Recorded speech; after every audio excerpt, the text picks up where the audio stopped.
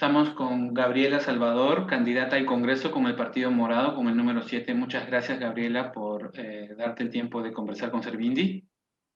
No, a ti, José Carlos, muchísimas gracias por el espacio y definitivamente los portales y las puertas que ustedes nos abren para poder informar un poco los planes de gobierno de nuestros partidos, pero también nuestras propuestas para temas parlamentarios son muy importantes, sobre todo en esta época de pandemia. Gabriela, tú ya has trabajado en el Congreso, conoces el Congreso desde adentro y lo primero que me gustaría saber es con qué comisiones te gustaría involucrarte una vez que tú ingreses al Parlamento. Bueno, definitivamente desde lo principal, la Comisión de Pueblos, Ambiente y Ecología, la Comisión de Constitución y, de ser posible, la Comisión, o mejor dicho, la Subcomisión de Acusaciones Constitucionales. Y en las dos primeras, ¿qué proyectos te gustaría presentar en un primer periodo legislativo?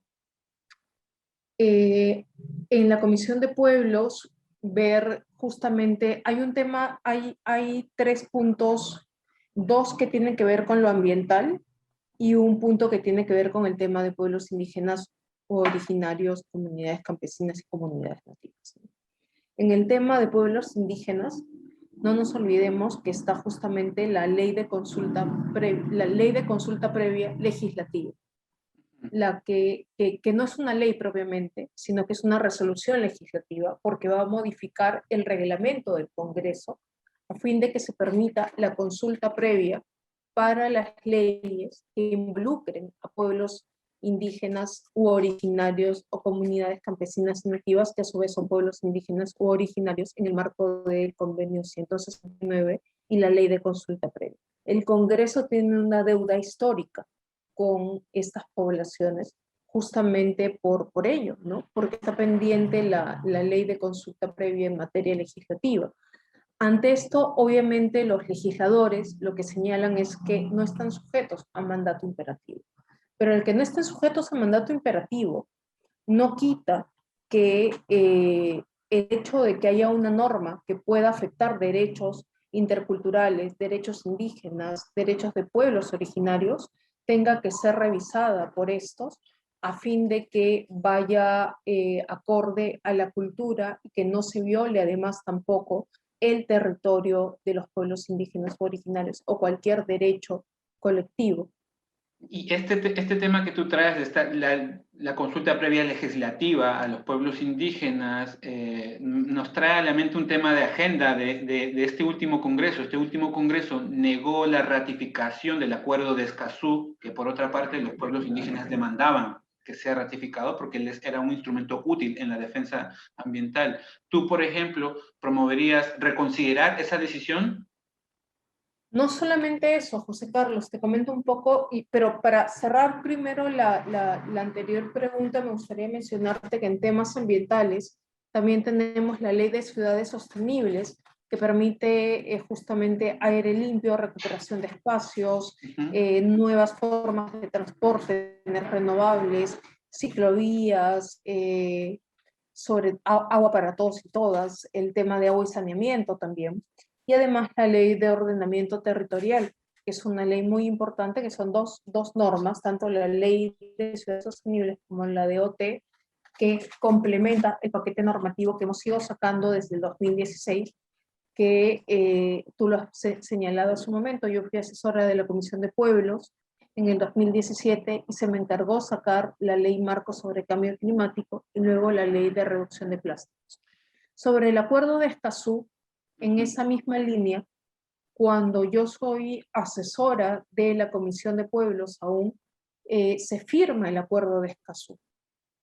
Y estuvimos desde la Comisión de Pueblos detrás de, porque el paso, y hay que señalar esto de manera cronológica, o sea, a ver, el paso del acuerdo de Escazú es, yo firmo un acuerdo como Estado, pero este tiene que ser ratificado por el Congreso para que realmente tenga la validez debida.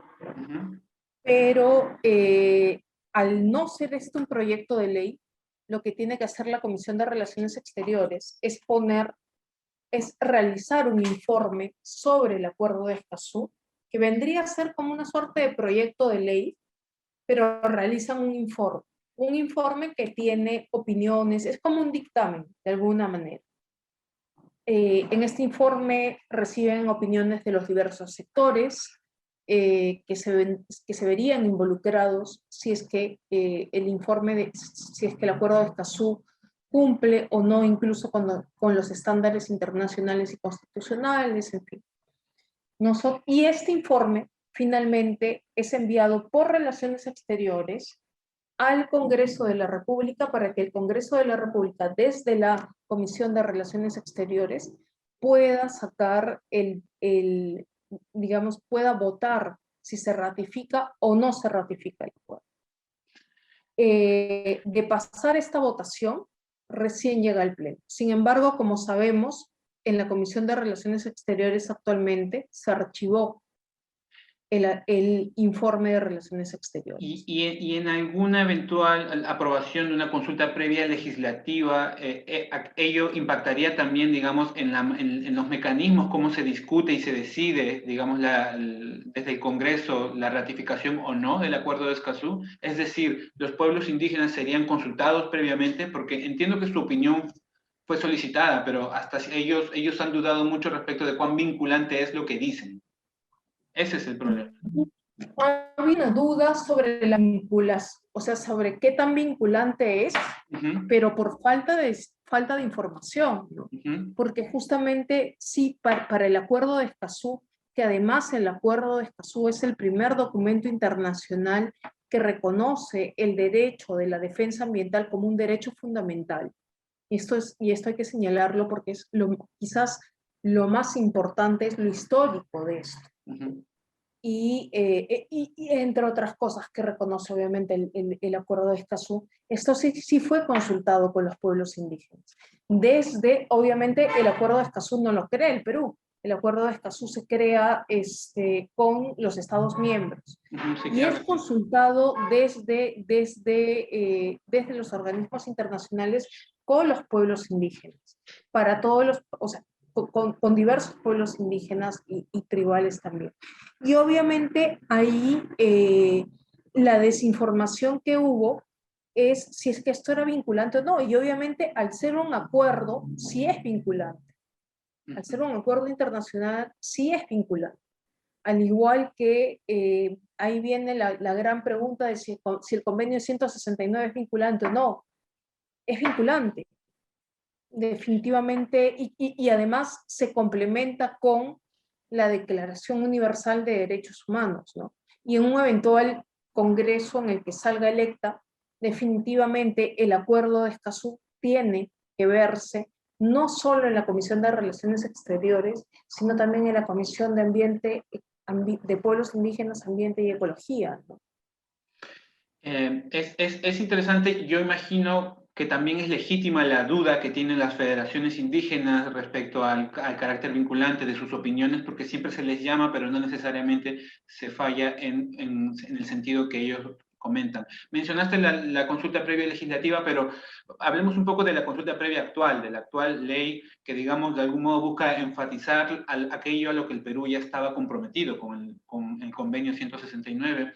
Y uno de los grandes reclamos ha sido que esta responde únicamente a los pueblos indígenas de la Amazonía y queda excluido, tangencialmente excluidos las comunidades agrarias, las comunidades campesinas de los Andes y de la costa. ¿Plantearías modificar esto, ampliar la base de consulta o no sé? Yo creo, José Carlos, que aquí hay que informar bien respecto a la consulta. La ley de consulta tiene varios problemas, pero no en la ley en sí ni en el reglamento en sí, sino en cómo se ejecuta, cómo se viene ejecutando, cómo se viene cumpliendo. Porque además recordemos algo, somos el único país en Sudamérica que tiene una ley de consulta previa. Pero esto no es algo de lo cual hay que celebrar. Es muy distinto el tema de lo que yo sí te estoy mencionando, de la importancia de una resolución legislativa que permita la consulta previa en el reglamento del Congreso.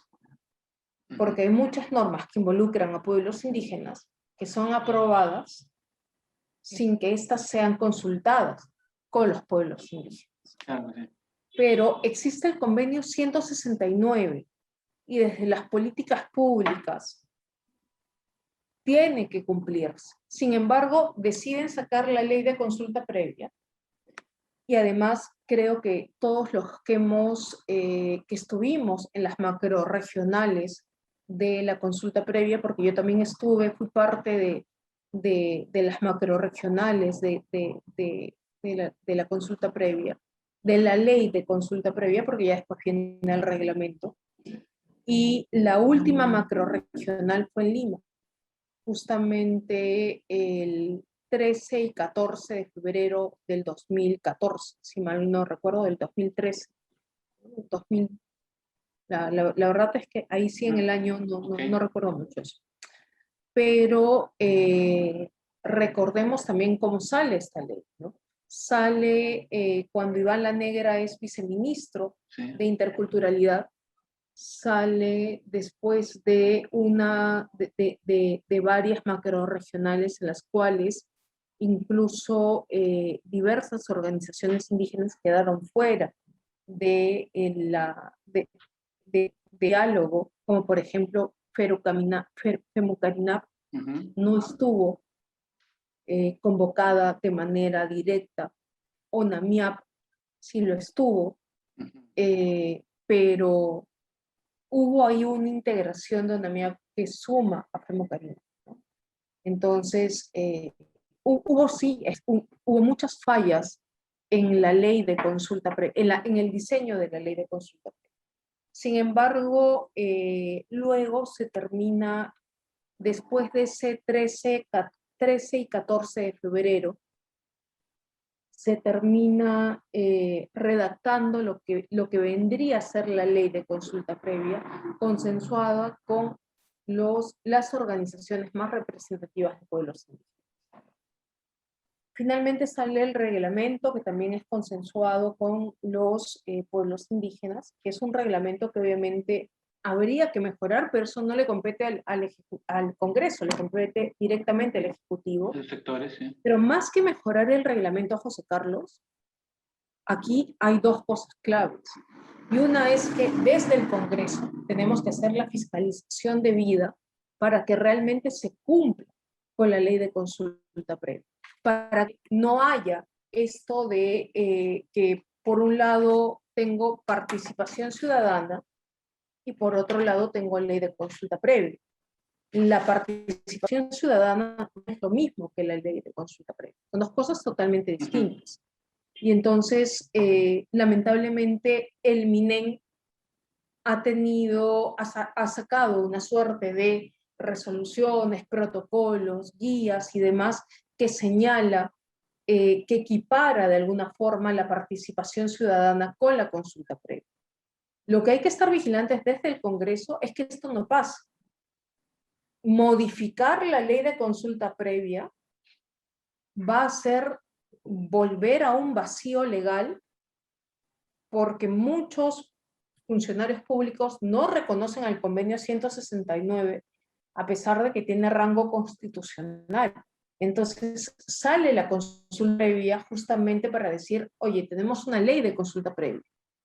Ahora, más que eso es fortalecer y trabajar con las organizaciones indígenas y ser vigilantes, ser aliados de las organizaciones indígenas, porque aquí hay algo cierto, José Carlos, y es que ni Gabriela Salvador, ni ningún congresista de la República, ni ningún abogado o abogada pro derechos indígenas son voceros de los pueblos indígenas, son aliados. Este es un muy buen pie para una pregunta que te quería hacer luego, pero la adelanto ahora.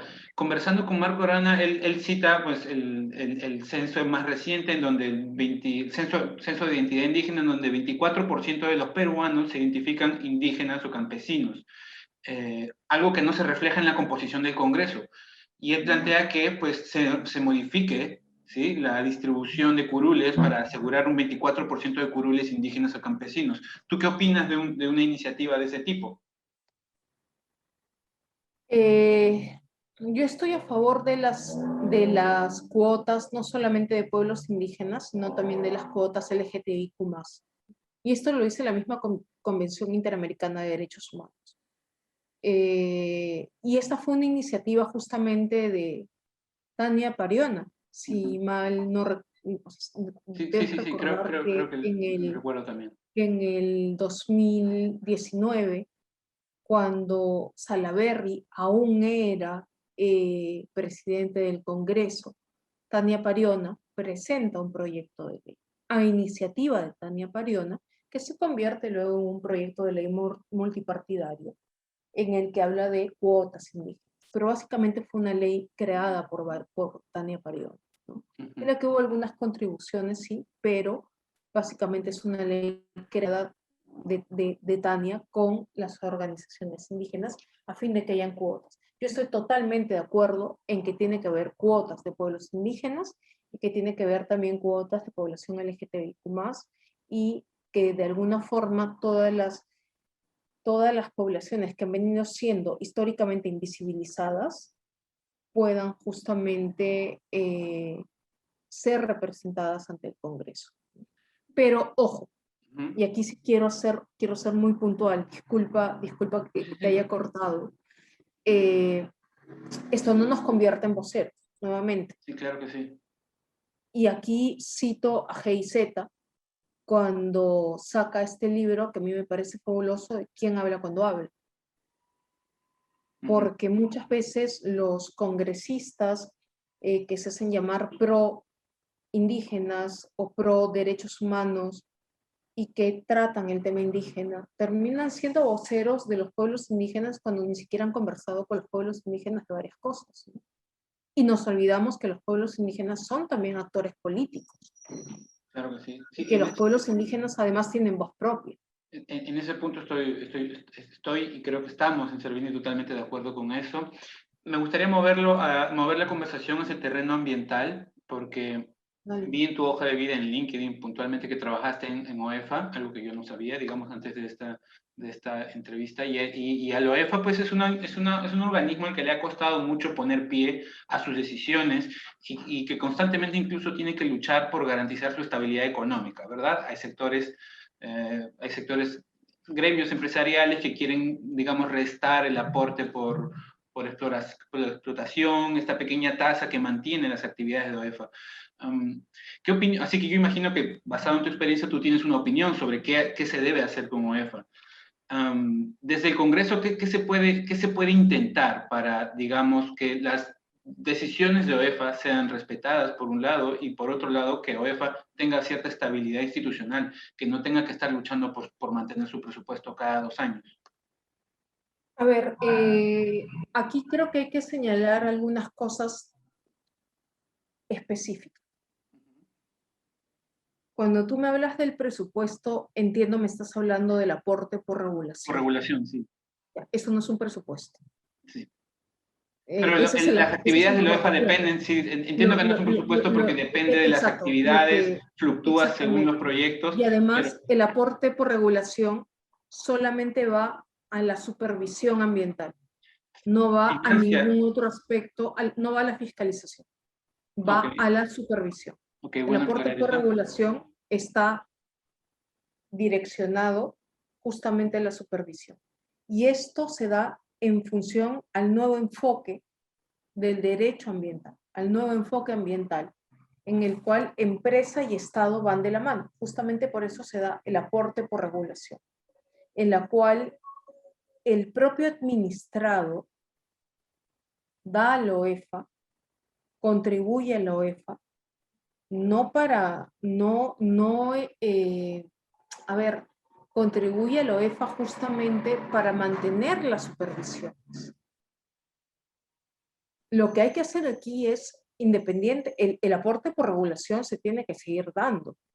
Y esto se ha llevado incluso, ha habido una demanda de amparo por parte del tribunal, por parte de los administrados de la OEFA, que recordemos a la fecha, inició teniendo solo a energía, minería, que es energía, lo que es básicamente el tema de hidrocarburos, energía, electricidad, después tuvo minería, industria, pesca, ahora tiene ya a diversas actividades económicas. Y el aporte por regulación se tiene que seguir dando, definitivamente. Permite una supervisión. Yo siempre he señalado que una mala supervisión, o sea, una supervisión mal efectuada, genera una mala fiscalización. Porque si yo tengo un informe de supervisión mal elaborado, este informe de supervisión va a ser de alguna manera objetado por la Dirección de Fiscalización, porque recordemos que OEFA tiene 3 direcciones: supervisión, fiscalización y evaluación. La supervisión, que se hace cargo justamente de, como su nombre lo señala, la supervisión de las actividades de los diversos administrados. La Dirección de Fiscalización, que recoge lo que le remite la Dirección de Supervisión a modo de los informes de supervisión, y en función a eso elabora la resolución final que va a determinar si es que el administrado, que es la empresa, es o no responsable de algún tipo de afectación ambiental, porque OEFA no mide daño ambiental. Y tienes la Dirección de Evaluación, que justamente hace un trabajo continuo, que de alguna forma va a contribuir, porque además la Dirección de Supervisión solamente se hace cargo de las áreas que están dentro del marco de la concesión minera y aquellos puntos de vertimiento donde estén los componentes mineros. Por ejemplo, en minería, te pongo ese ejemplo de minería. En cambio, la Dirección de Evaluación va a ir mucho más allá. ¿Qué tenemos que hacer? Fortalecer el OEFA. ¿Cómo? ¿Cómo fortaleces el OEFA? Y ahí viene un tema. El tema no pasa por, y te lo dice alguien que ha trabajado en OEFA alrededor de 4 años. El tema no pasa por solo mayor presupuesto, que sí se requiere además, porque el aporte por regulación solamente va para las acciones de supervisión, pero se requiere mayor presupuesto, y para el año 2021 la reducción de presupuesto del OEFA, al igual que la del SENACE, se ha visto reducida. Sin embargo, tiene que haber mayor presupuesto para el OEFA, que no solamente pasa, y ojo, no debe de haber por ningún motivo la eliminación del aporte por regulación, pero además tenemos que ser más que una norma, porque la norma de la OEFA es clara, José Carlos, y las resoluciones de la OEFA son claras. Lo que tenemos que hacer es que esto se cumpla, y esto es a través de la fiscalización y control que se tiene que hacer desde el Congreso, y lo hemos venido haciendo en la Comisión de Pueblos cuando fui asesora, pero también desde el despacho del congresista Arana, cuando fui asesora del congresista Arana, respecto a las resoluciones, y pedir además los informes públicos, pero también los informes de supervisión que sí son dados de acuerdo a la Constitución a congresistas. Aquí entra otro terreno que es de algún modo el peso político de determinadas instituciones para que lo que resuelven se reconozca o no, ¿no? Y al final del 2020, por ejemplo, teníamos a Pluspetrol anunciando su cierre y su retiro, desconociendo, por ejemplo, todos los mandatos de la OEFA de que de algún modo reconozca sus pasivos ambientales en Loreto. y Pluspetrol, pues arbitrariamente, como lo ha venido haciendo durante varias décadas, decide simplemente irse sin reconocer sus pasivos ambientales. ¿Cómo evitar que esa falta de respeto, de algún modo, a un organismo como la OEFA se repita? Y esto No, ya... no escuché muy bien tu pregunta, José Carlos. ¿Se me oye ahora? Sí. ¿Cómo evitar que las empresas como Pluspetrol en Loreto desconozcan las resoluciones de la OEFA en el terreno político? ¿Cómo evitar que Pluspetrol desconozcan las resoluciones de la OEFA? Por ejemplo, Pluspetrol está desconociendo cuando decide retirarse sin reconocer sus pasivos ambientales. Pero es que eso no es desconocer, José Carlos, disculpa, aquí hay mucha desinformación. Eso no es desconocer. Y ojo, yo no soy pro Pluspetrol, por si acaso. Sí, lo asumo. Y además desde OEFA, cuando me tocó trabajar en OEFA, sobre todo en COFEMA, que fue la coordinadora con las fiscalías especializadas en materia ambiental, vimos todos los temas, ya no era solamente minería, sino todos los temas de los diferentes sectores y subsectores del OEFA, los tocábamos desde el coordinador especializado en materia ambiental del OEFA, porque coordinábamos, como su mismo nombre lo señala, con la Fiscalía Especializada en Materia Ambiental, que está a cargo de Flor de María Vega. Aquí no pasa porque Pluspetrol desconoce las resoluciones. Aquí pasa porque, a ver, no sé cómo señalarlo en términos en los cuales yo me deje entender. Aquí pasa justamente porque lamentablemente el tema de pasivos ambientales, ojo, si bien es cierto, OEFA tiene que hacer el reconocimiento, porque aquí hay dos diferencias grandes, por favor. O sea, aquí hay que informar de manera muy clara. Una cosa son los pasivos ambientales mineros y otra cosa son los PASH, que son pasivos ambientales en hidrocarburos. Son dos cosas distintas. Y aquí lo que sucedió es el abandono de una empresa.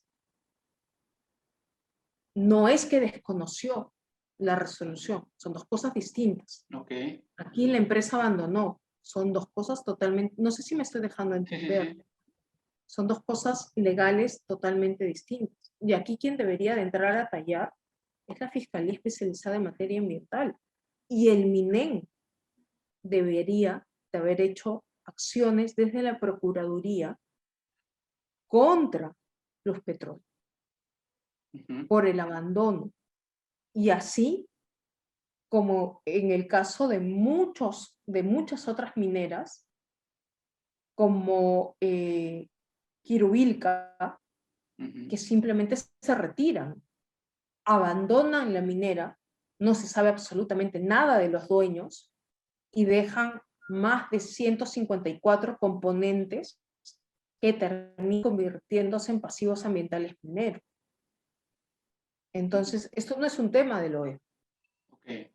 Y aquí esta información tiene que ser muy clara, porque la desinformación al respecto y la falta de conocimiento sobre los temas de la OEFA generan muchas veces que en el marco de un conflicto social no se logre identificar de manera precisa cuáles son las entidades que realmente deben de entrar a tallar en la materia. Y terminan no permitiendo que el supervisor de la OEFA acceda a la zona, cuando en realidad lo que aquí pasa es un tema mucho mayor, que escapa de las manos de la OEFA. Por la propia norma de creación de la OEFA y que obviamente el OEFA hace una fiscalización ex post o una supervisión ex post, pero el ex ante le corresponde al MINEN y al SENACE. Y ese ex ante son justamente los motivos contractuales, perdón, las condiciones contractuales que hace el MINEM para el tema de lotes petroleros, por ejemplo, y los estudios de impacto ambiental son revisados no por el OEF, sino son evaluados por SENACE. OEFA lo que hace es una matriz de estos estudios de impacto ambiental, que es una suerte de resumen de cada uno de los componentes, compromisos y demás, para ir a supervisar. ¿Y cómo evitar situaciones como las que ocurrió, por ejemplo, en Tía María, en donde había un estudio de impacto ambiental del SENACE, luego Tía María trajo su propio estudio de impacto ambiental, luego en medio del conflicto se pidió que desde la Unión Europea, algún órgano de la Comisión Europea dirima con su informe de impacto ambiental? ¿Cómo evitar esta guerra de EIAs que a veces ocurren en algunos conflictos? Lo que sucedió en Tía María fueron las diferentes modificaciones del estudio de impacto ambiental, que no está mal, porque por eso existe la modificación. O sea, por eso existe la fórmula de la modificación. El término modificación de un estudio de impacto ambiental es importante. Más aún cuando puede verse afectada cuando se puede afectar ambientalmente a raíz de un nuevo componente. Tiene que haber una modificación de la EIA, que no se tiene que dar a través de un ITS, que es distinto, de un informe técnico sustentatorio. Okay. Entonces, nuevamente aquí, José Carlos, creo que hay mucha desinformación y el tema acá no pasa por las modificaciones de ley de Tía María. Aquí el tema, y lo señalamos en su momento, y es que el problema con Tía María es otro. El problema con Tía María es que, de hecho, ya en el 2017 y en el 2015 se había generado la resolución de la Dirección General de Minería, en la cual se les hace diferentes observaciones, entre ellas la del Tajo, que está cerca a una de las zonas más importantes del valle y que su planta desalinadora efectivamente sí afectaría a la zona del valle. Sin embargo, esto tiene que ser, esto es un punto que implica la participación del MINEM más que del OEFA, porque aquí OEFA no tiene nada que hacer, por una razón, porque Tía María está paralizado. Entonces, si Tía María está paralizada, ¿quién vas a supervisar? No hay ahí. Tú no puedes supervisar a un administrado que tiene una unidad minera paralizada. Tú supervisas a alguien que esté en funcionamiento. Y aquí tampoco estamos hablando de un pasivo ambiental. Aquí es un tema que le compete directamente al MINEM y a la Dirección General de Minería propiamente, pero también al Consejo de Minería. Y esta es mi última pregunta, ya vinculada a Tía María, porque aquí tampoco estamos hablando de un pueblo indígena que se encuentra en la base de datos, y aquí tampoco, sí, aquí tampoco estamos hablando de ello, pero sin embargo es innegable que Tía María no tiene, digamos, licencia social, ¿verdad?, de su entorno. ¿A ti te parece que en este tipo de proyectos, si no hay una licencia social, debería de todos modos, digamos, dictarse la validez del proyecto o no? ¿Cuál crees que debería ser la...? José Carlos, otro tema, discúlpame. Permíteme. Aquí hay otro tema, José Carlos. Perdón, es que está sonando el celular. Sí. Me hiciste una pregunta sobre Tía María que no logré escucharte porque el celular hizo la desconexión. Era sobre la licencia social, pero en general, tomando a Tía María como ejemplo de otros casos en donde no necesariamente hay un pueblo indígena involucrado, es decir, donde, ¿sí? pero que tampoco hay licencia social. ¿Cómo deberían Yo te hago una resolverse estos casos? pregunta. ¿Qué es licencia social? Perdón. ¿Qué es licencia social? Te hago una pregunta. Sí, me refiero a la aprobación de los pueblos involucrados, de los pueblos campesinos. Es que no existe la licencia social, José Carlos. La licencia social fue un término acuñado por mineras. ¿Ok?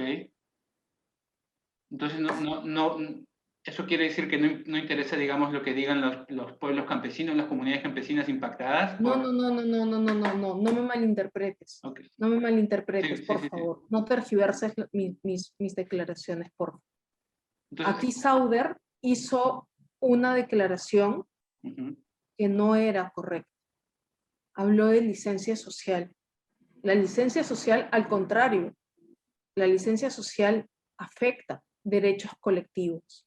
Porque uno, no existe la licencia social. No hay ninguna figura legal que dime una sola norma en la cual se hable de licencia social. No existe. La licencia social es simplemente el reconocimiento, y eso lo dijo Roque Benavides y Sauder, quien acuñaron el término de licencia social. No fueron los pueblos indígenas, fueron ellos, fueron los mineros. La licencia social, no hay una definición de licencia social. Entonces, para mí, licencia social podría ser yo firmar un acuerdo contigo que puede ser un dirigente. Vamos a hablar de una localidad en la cual no hay un pueblo indígena. Que no estamos hablando de comunidades campesinas, nativas, ni pueblo indígena. Una licencia social la puedo hacer simplemente contigo. Pero ¿y tú a quién representas? ¿Representas a alguien? No. Entonces, ¿cómo resolver Eres estos un casos? poblador más. ¿Y cómo resolver estos casos? Creando una norma justamente que señale la licencia social, una ley que defina lo que es la licencia social, que contribuya a definir lo que es la licencia social, José Carlos. Okay. Pero que no sea aplicada la licencia social, ojo, no puede ser aplicada a pueblos indígenas, y mucho cuidado con eso, porque con ellos lo que tiene que darse es consulta previa, no licencia social. Entiendo. Y asumo que tú promoverías, digamos, una ley que regularice la fórmula de la licencia Totalmente. social. Es más, te comento, ya existe un proyecto de ley, lo hice yo, sobre licencia social, cuando fui asesora de Marco Arana. Pero Bueno, obviamente la Comisión de Energía y Minas, comprenderás, nunca lo tocó, ¿no? claro que Porque sí. Acción Popular tuvo la presidencia durante todos los años durante todos esos años de Congreso, y que justamente era una persona de Islay, el presidente de la Comisión de Energía y Minas. Y yo fui justamente quien hace la ley de licencia social, el proyecto de ley de licencia social, que lo puedes buscar en el portal del Congreso. Lo haré, lo haré. Vas a recoger mucha de tu agenda del tiempo en que trabajaste con Marco Arana, ¿cierto? Más que del tiempo que trabajé con Marco Arana, mi agenda ambientalista, Claro que sí. que no tiene que ver con un tema de ninguna agrupación o ningún despacho, es una agenda ambientalista propia. Sí. Listo, Gabriela. Muchas gracias. Hemos tomado un poco más de minutos de lo que había planeado inicialmente. No te preocupes. Muchas gracias por aclararnos tantos puntos y mucha suerte con tu campaña.